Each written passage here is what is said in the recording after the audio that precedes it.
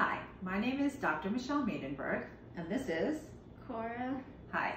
So today, our guided meditation and our practice will involve our families. And the first thing Cora wanted to describe to you was how to make a stress ball. And you could do this as a family. It's really helpful. We already made one that's prepared. And Cora, why don't you tell us how you would make one and the different elements that you could put in the stress ball and which you prefer and why. Okay, so basically you take a balloon, and this is what I did with this one. I took any glue you want, and then you put the tip of it inside the balloon hole and you squeeze it until the glue gets all the way to the top. And then you just tie a tight knot on top, and then it like that. So, and this could be used actually by children, teens, adults. It's great to use as a grounding exercise if you feel like your mind is going into the what ifs and getting anxious about the future, especially in the situation we're in, to get you kind of in the present moment. And even if you're feeling a little activated, it's a nice way just to kind of focus on your body, right? Because it's obviously touch, okay? We're using our senses. So Cora, what else could you put in the balloon besides glue? So you can put water, flour, sand, cornstarch mixed with water. You can put dishwashing soap.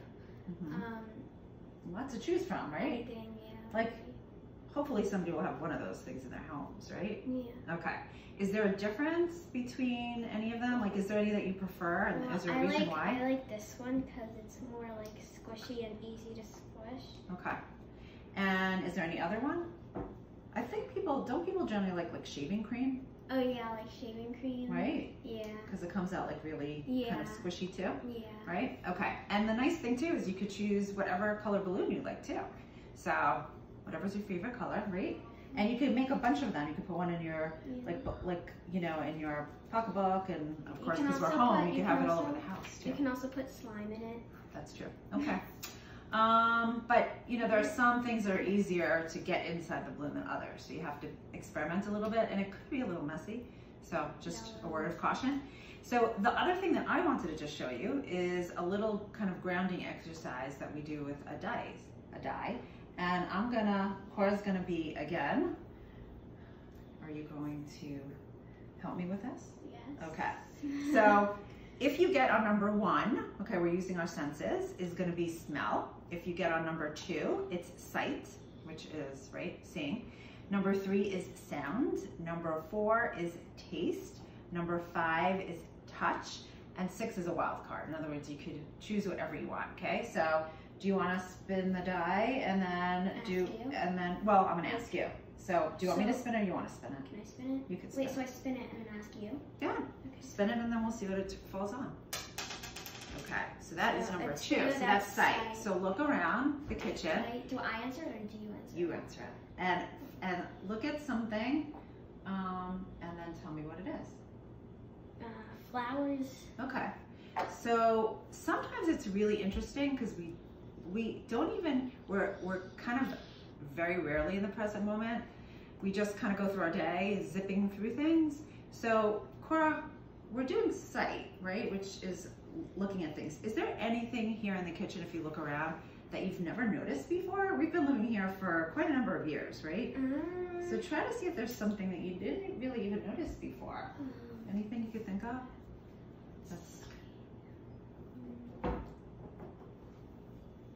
Oh, that there's a light under there. Okay. Under the cabinet. Oh, okay, that there's a light under the cabinet. You see? That's exactly what happens. We don't notice things. And you want to hear something very interesting about not noticing things? Do you know how many times a day that we breathe? Yeah. No. You do? No. So, you're going to be surprised by this, I think. 20,000 times. That's a lot. Wait, but what if you breathe really fast? Right. Well, we're talking about like the average person who's breathing, okay? Anyway, so isn't that surprising?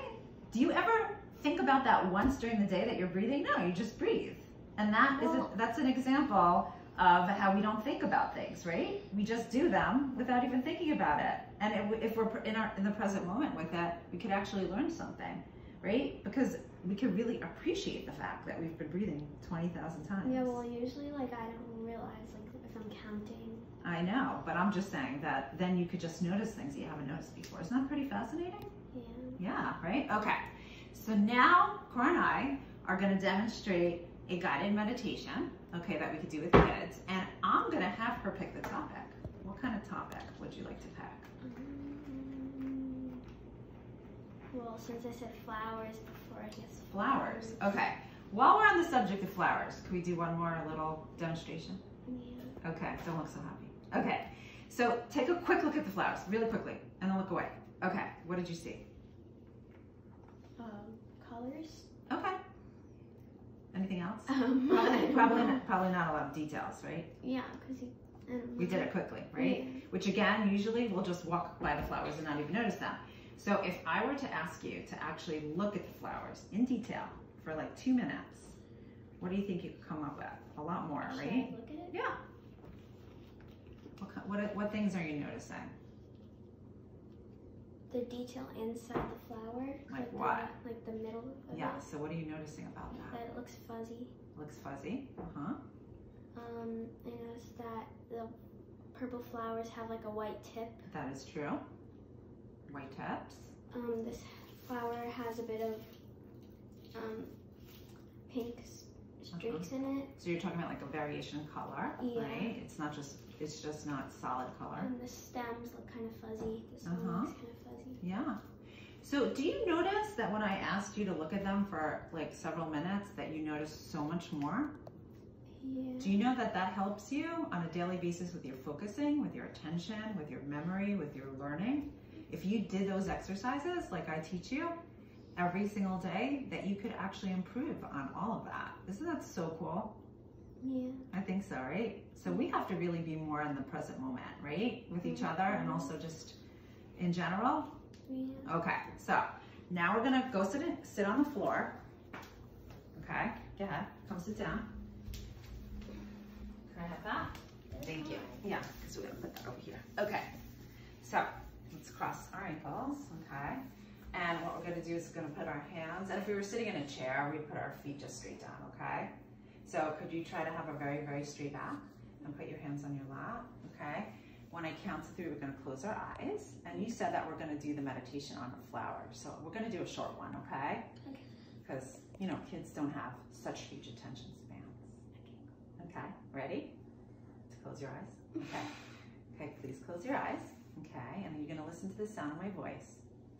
So we're gonna think about a field, a big, beautiful field, okay? And imagine that there's grass surrounding you. And you're just standing there.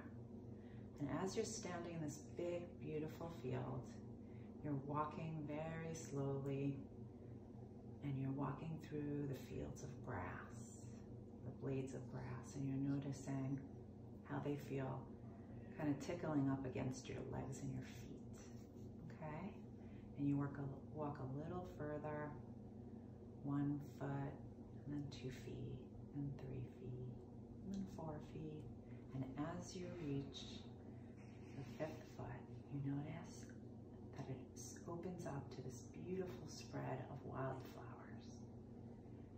And you notice the beautiful array of colors. There's a blue flower, and a pink flower, and an orange flower, and a yellow flower. And you don't even have to bend down, but you already smell the aroma of the beautiful flowers.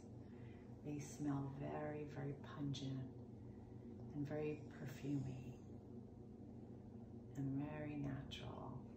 And you're absolutely loving the scent of the flowers. And just you're surrounded by beautiful flowers, and you're thinking about the freedom all those flowers have just to be laying there in the grass, soaking up the sun. And it's making you feel very relaxed and very warm inside your body, that you're able to just be there in the present moment with all the flowers. And when you think of flowers, they make you feel very, very joyful. Joyful of thinking about nature, and joyful about thinking about all that you have and feeling really, really pleasant. And you take one more minute to notice the joy of the world, and you look up at the sky and notice the big blue sky and how the sun is beaming down and creating all these different shades on the flower. And then you really go into the depths of your heart and say goodbye to the beautiful flowers. And you say, goodbye, nature. Goodbye for now. I will return. And you bend down for one last smell of the beautiful field of flowers. And you feel very content and joyful in your heart, and have a lot of gratitude for the life that you have and for who you are, because you are special and you are whole and you are wonderful just the way you are. And when I count to 3, when you're ready, you could open your eyes. 1, 2, and 3. How was that? Good. Did you feel relaxed? Yeah? Yeah, I guess. Okay. So thank you so much for joining us. Cora, say goodbye. Bye. Bye. Thank you. Be safe and healthy.